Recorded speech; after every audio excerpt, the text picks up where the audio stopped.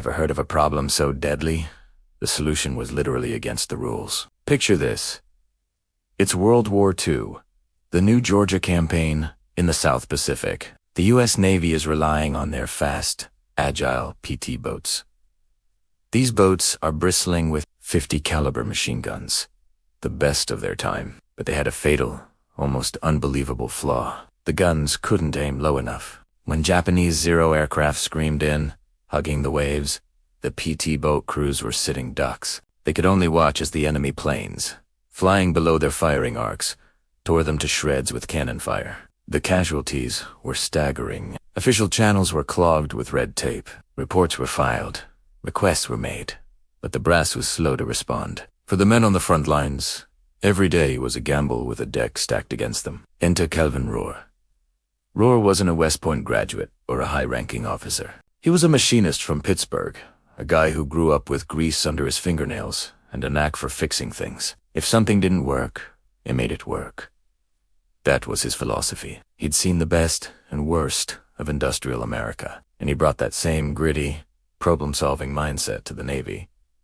He was assigned to a PT boat squadron, and it didn't take him long to see the horrifying reality of the gun depression problem. He watched friends die, boats get sunk, all because of a simple mechanical limitation that nobody in charge seemed willing or able to fix. For a man like Rohr, who believed that any problem had a solution, this was unacceptable. He couldn't just stand by. He knew that if he waited for the Navy's bureaucracy to catch up, more of his friends would be gone. So, Calvin Rohr decided to do something that could have gotten him quit. He decided to break the rules to save lives. He knew he couldn't modify the existing .50 cals without authorization, and that wasn't coming. So, he devised a plan. Using his knowledge of machinery and supply lines, he started ordering parts. A barrel from here, a stock from there, a trigger mechanism from a different department. He used obscure requisition forms and called in favors, acquiring everything he needed.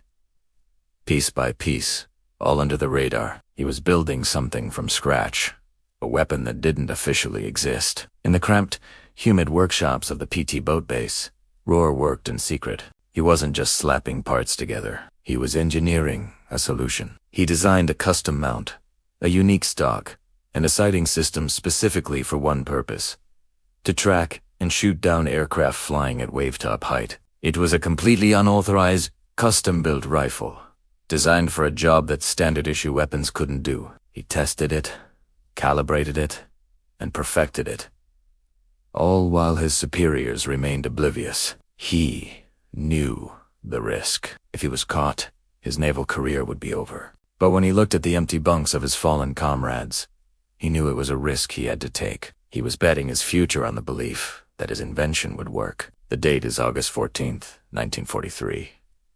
Calvin Rohr is aboard PT to 219, his illicit creation with him. The familiar drone of Japanese aircraft engines fills the air. It's the moment of truth. A squadron of Zeros swoops in, flying their typical low-altitude attack pattern, confident that the PT boats are easy prey. Standard .50 cals open up, their tracers arcing uselessly over the incoming planes. But something is different. Rohr hefts his custom rifle. It's heavy, it's awkward, but it can do the one thing no other gun on the boat can. It can aim down. As a Zero lines up for a strafing run, Rohr takes aim and fires. The plane shudders, smoke trailing from its engine, and crashes into the sea. The other pilots, stunned, press their attack. Rohr doesn't hesitate. He tracks the next plane, fires. Another hits, another Zero goes down. One by one, he engages the low-flying aircraft. The other crewmen watch in astonishment as this one man, with his strange, homemade weapon, does the impossible. In the space of 2 minutes and 58 seconds, Calvin Rohr single-handedly shoots down 8 Japanese Zero aircraft. It was a feat that should have been impossible. He had turned a fatal vulnerability into a deadly trap. The story of what happened on PT-2, 219 spread like wildfire through the PT boat fleet. It wasn't an official report. It was a whisper, a rumor, a legend passed from one crew to another. Did you hear about the guy on 219? The Machinist shot down 8 Zeros with a custom rig. Suddenly, every PT boat machinist and tinkerer wanted to know how Rohr did it. They started scrounging for parts, modifying their own weapons, building their own low-angle defense systems based on RRA's design. It was a grassroots revolution, happening completely outside the official chain of command. The men on the boats weren't waiting for permission. They were adapting to survive, inspired by one man's defiant innovation. This unofficial change in tactics had a dramatic and immediate effect. Japanese pilots, accustomed to facing no resistance at low altitudes, were suddenly flying into a wall of unexpected fire. Their attack strategy, which had been so effective, was now incredibly dangerous. They were forced to change their approach, flying higher or aborting their attacks on PT boats altogether. As a direct result, PT boat casualty rates plummeted, lives were saved, and valuable vessels were protected, all because one machinist refused to accept a deadly status quo. The balance of power in these small-scale naval engagements had been fundamentally shifted, not by a new ship or a grand strategy from an admiral, but by a soldier with a wrench and an idea. So, what happened to Calvin Rohr? Did he get a Medal of Honor? A promotion? A parade? No. He got nothing. Officially, his rifle didn't exist.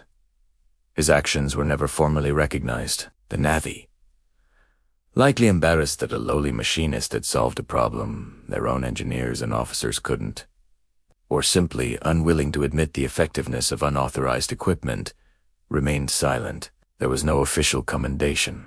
The closest thing to a recognition was a vaguely worded directive issued months later, suggesting that PT boat crews could explore supplementary measures for low-angle defense. It was a quiet, bureaucratic nod to a change that had already been violently and effectively implemented by the sailors themselves. Rohr finished his tours of duty and returned to civilian life, his heroic, rule-breaking actions a secret known only to the men he served with. For decades, the story of Calvin Rohr was just a footnote, a legend whispered among veterans. But military historians and researchers, analyzing the tactical shifts of the war, noticed something odd. They traced the sudden, widespread, and unofficial adoption of low-angle small-arms defense in Allied navies back to a specific time and place.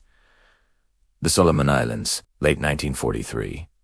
And at the heart of it all, they found the story of the Machinist from Pittsburgh. Decades after the fact, they were able to credit his actions with saving countless lives and vessels, acknowledging him as the anonymous source of a tactical innovation that rippled throughout the Allied forces. Calvin Rohr's story is a powerful reminder that true innovation doesn't always come from a committee or a research lab. Sometimes, it comes from the front lines. It comes from the individuals who are face to face with a problem, who have the most to lose, and who possess the practical skills to actually build a solution. It's a testament to the power of ingenuity, defiance, and the relentless drive to protect the person standing next to you. It proves that sometimes the most important changes are the ones that start from the ground up. Thank you so much for watching. If you found this story as incredible as I did, please hit that like button and subscribe for more hidden histories from the world's greatest conflicts. We'll see you in the next one.